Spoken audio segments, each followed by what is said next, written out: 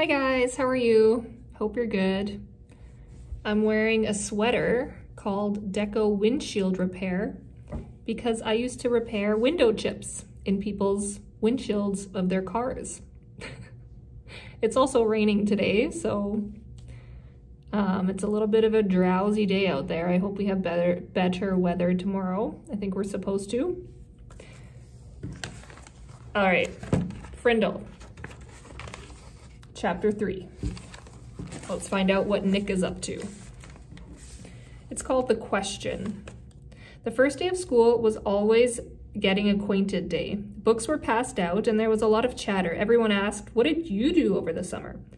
Period 1 through 6 went by very smoothly for Nick, but then came period 7. Mrs. Granger's class was all business. The first thing they did was take a vocabulary pre-test to see how many of the 35 words of the week the kids already knew. Tremble, circular, orchestra, the list went on and on. Nick knew most of them. Then there was a handout about class procedures. After that, there was a review paper about cursive writing, and then there was a sample sheet showing how the heading should look on every assignment. No let up for 37 minutes straight. Nick was an expert at asking the delaying question, also known as the teacher stopper or the guaranteed time waster. At 3 minutes before the bell, in that split second between the end of today's class work and the announcement of tomorrow's homework, Nick could launch a question guaranteed to sidetrack the teacher long enough to delay or even wipe out the homework assignment. Timing was important, but asking the right question, that was the hard part. Questions about stuff in the news, questions about the college the teacher went to, questions about the teacher's favorite book or sport or hobby. Nick knew all the tricks, and he had been very successful in the past. Here he was in 5th grade, near the end of his very first language arts class with Mrs. Granger, and Nick would feel a homework assignment coming the way a farmer can feel a rainstorm. Mrs. Granger paused to catch her breath, and Nick's hand shot up.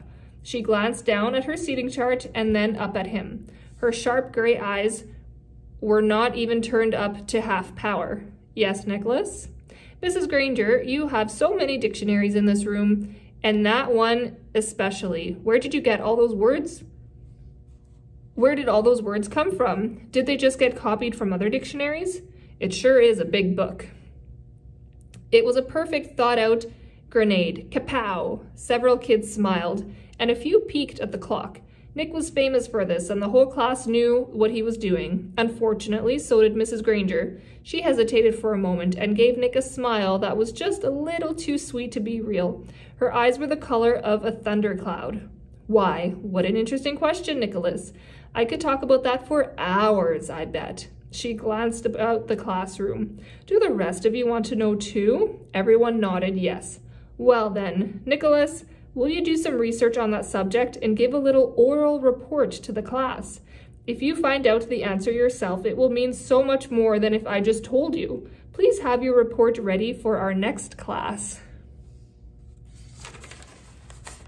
Mrs. Granger smiled at him very sweetly, and then it was back to business. "Now, the homework for tomorrow can be found on page 12 of your Words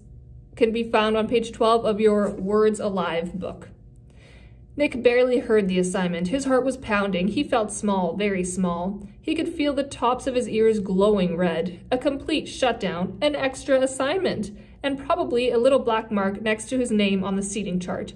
Everything he had heard about this teacher was true. Don't mess around with the lone Granger. Chapter 2. Word Detective. It was a beautiful September afternoon. The bright sun, cool breeze, blue sky, but not for Nick. Nick had to do a little report for the next day, plus copy out the definitions for 35 words for Mrs. Granger. That was not the way school was supposed to work, not for Nick. There was a rule at Nick's house, homework first, and that meant right after school. Nick had heard his older brother James groan and grumble about that rule for years, right up until he graduated from high school 2 years ago. And then James wrote home from college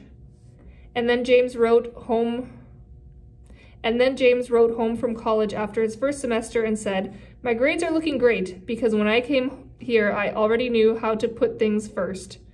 That was the proof that Nick's mom and dad had been looking for. Homework first was the law from September to June.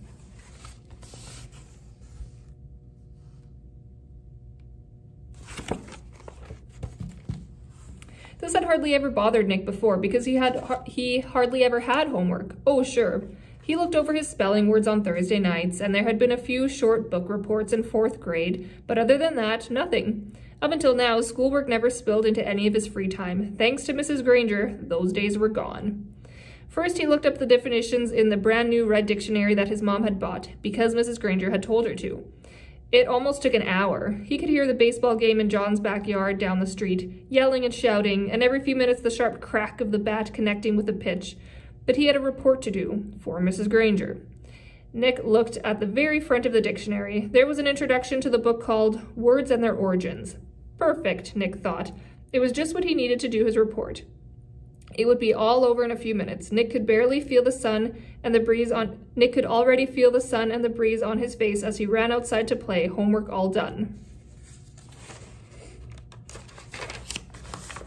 Then he read the first sentence from the introduction. Without question, this modern American dictionary is one of the most surprisingly complex and profound documents ever to be created, reflecting not only superb lexicographic scholarship, but also the dreams and speech and imaginative talents of millions of people over thousands of years. For every person who had ever spoken or written in English has had a hand in its making. What? Nick scratched his head and read it again and again. Not much better. It was sort of like trying to read the ingredients on a shampoo bottle. He slammed the dictionary down and walked downstairs. Nick's family did a lot of reading, so bookshelves covered 3 of the 4 walls in the family room. There were 2 sets of encyclopedias, and the black set was for grown-ups and the red set was for kids. Nick pulled out the D volume from the red set and looked up dictionary. There were 3 full pages with headings like early dictionaries, word detectives, and dictionaries today. Not very exciting, but he had to do it, so Nick plopped down on the couch and read all of it. When he was finished with the kid's book, he opened up the black encyclopedia and read most of what it said about dictionaries too. He understood only about half of what he read. He leaned back from the couch and covered his eyes with his arm, trying to imagine himself giving a book report on all this boring stuff. He'd be lucky to have 3 minutes worth. But because Nick was Nick, he suddenly had an idea, and it brought a grin to his face. Nick decided that giving this report could actually be fun. He could make it into something special. After all, Mrs. Granger had asked for it. And the next one is going to be called The Report. Okay, bye guys.